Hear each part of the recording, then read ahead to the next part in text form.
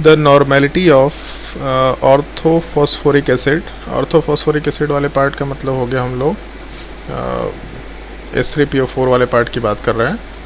जब हम लोग ऑक्सो एसिड्स वाले पार्ट में 3H+ या उससे ज़्यादा रखते हैं तो हम लोग आराम से वहाँ पे ऑर्थो वर्ड यूज़ करते हुए काम कर सकते हैं। तो इस केस में H3PO4 वाले पार्ट को हम लोग आराम से कंसिडर कर सकते हैं। तो H3PO4 वाले पार्ट को अगर कंसिडर करेंगे और सवाल में नॉर्मेलिटी निकालने बोला और 70%, अच्छा, purity of 70% by weight and specific gravity is equal to 1.54।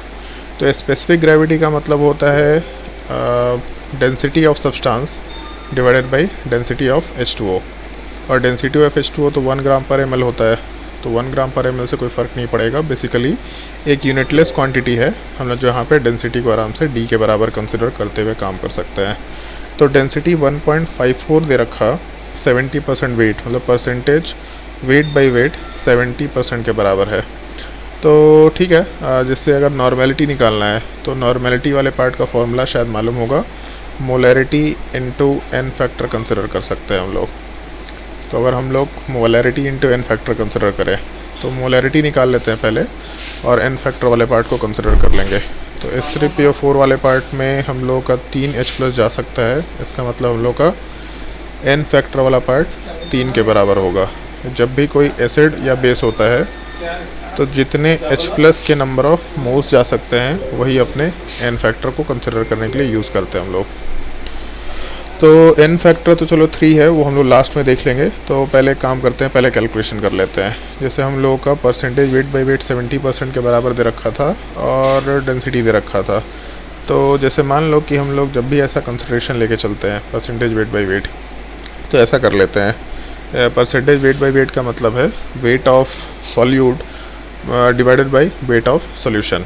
तो जैसे अगर हम लोग 100 ग्राम का सॉल्यूशन मान के चलेंगे तो 100 ग्राम के सॉल्यूशन में 70% वेट बाई वेट का मतलब 70 ग्राम हम लोगों को सॉल्यूट मिल जाएगा। ये सबसे पहला कंसिडरेशन है। तो 100 ग्राम के सॉल्यूशन में 70 ग्राम सॉल्यूट मिल गया और density is equal to mass by volume है। तो इसका मतलब यहाँ से हम लोग वॉल्यूम ऑफ सॉल्यूशन अगर कैलकुलेट करें तो वॉल्यूम ऑफ सॉल्यूशन वाले पार्ट में density divided by volume is equal to mass divided by density, इसका मतलब 100 डिवाइडेड बाई 1.54 कंसिडर किया जा सकता है। तो यहाँ से हम लोग एक कंसिडरेशन ये लेके चल सकते हैं कि हम लोग का वॉल्यूम ऑफ सॉल्यूशन तो निकल के आ चुका और हम लोग को नंबर ऑफ मोल्स निकालना है सॉल्यूट वाले पार्ट का। तो जैसे number of moles of H3PO4 अगर निकालेंगे तो total mass divided by molar mass, मतलब 70 ग्राम डिवाइडेड बाई अगर मोलर मास कैलकुलेट करेंगे तो 31 + 3 मतलब 34, 34 + 64, 64 + 34 मतलब 98 होना चाहिए।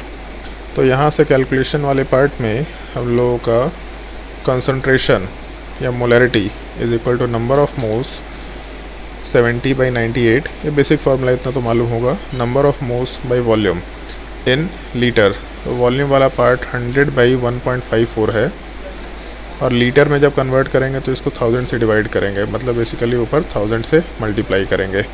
तो कैलकुलेशन में ये तो अपना कंसंट्रेशन मतलब बेसिकली मोलैरिटी आ गया और यहाँ से normality is equal to molarity into n factor consider कर सकते हैं।